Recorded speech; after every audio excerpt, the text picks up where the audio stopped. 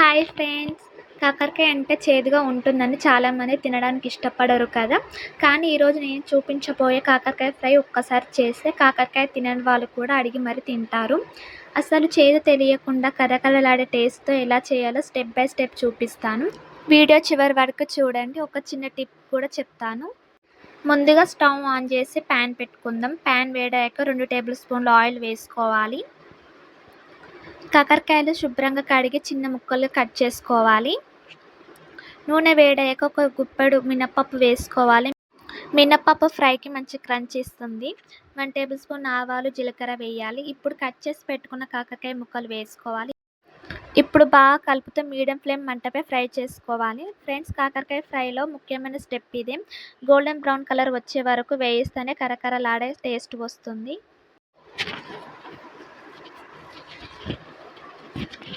కాకరకాయ వేయించుకొనక చాలా టైం పడుతుంది. ఫ్రై అవ్వడానికి చాలా టైం తీసుకుంటుంది.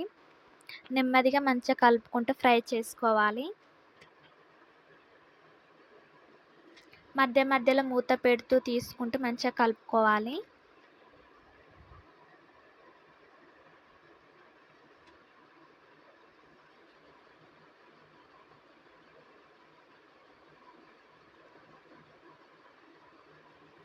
వీడియోలో చూపిస్తున్నట్టు మంచిగా కలుపుకోవాలి, ఫ్రై చేసుకోవాలి.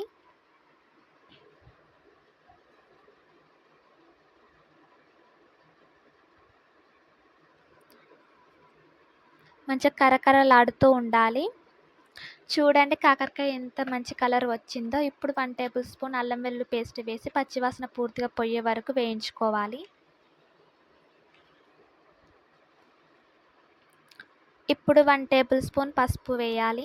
పసుపు మంచి కలర్తో పాటు ఆరోగ్యానికి కూడా చాలా మంచిది. ఇలా మంచిగా కలుపుకోవాలి.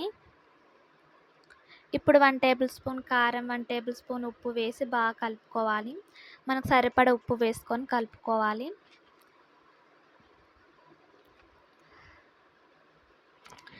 ఉప్పు, కారం కాకరకాయకి బాగా పట్టేలా 2 మినిట్స్ ఫ్రై చేసుకోవాలి.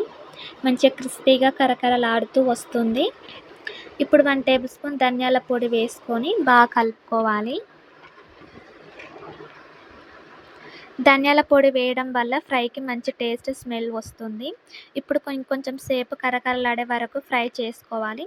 చివరిగా కొత్తిమీర వేసి కలిపితే మనకు కాకరకాయ ఫ్రై రెడీ అయినట్టే. కాకరకాయ ఆరోగ్యానికి కూడా చాలా మంచిది. ఫైబర్ ఎక్కువగా ఉండి జీర్ణక్రియకు సహాయపడుతుంది. కాకరకాయను ఒక బౌల్లోకి సర్వ్ చేసుకోవాలి. కాకరకాయలో విటమిన్లు, ఖనిజాలు సమృద్ధిగా ఉంటాయి.